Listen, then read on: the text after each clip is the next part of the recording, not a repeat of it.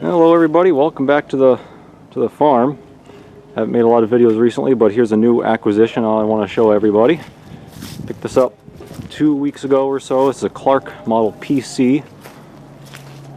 They were convertible. They were available in either gas or diesel. This particular one is a diesel. It's a project engine. It's not running currently. It's stuck. But I got it for 700 bucks. I have either all or most of the parts, and it came on this really nice cart too, an old Ingersoll Rand compressor cart.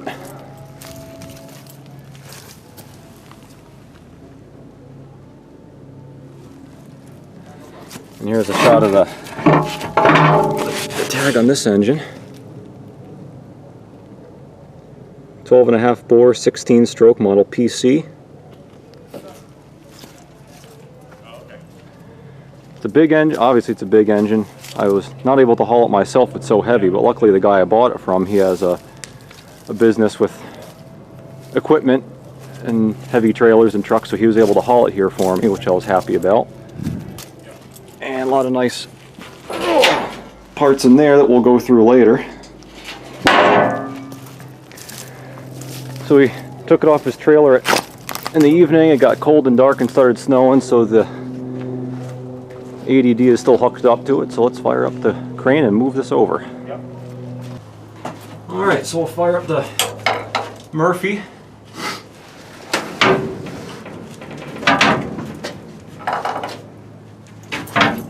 Oh, before that, I learned the hard way. Always make sure the main clutch is thrown out. Over there, yep. That lever's all the way down, so the clutch is out, so nothing bad happens if the clutch is engaged when you first fire it up.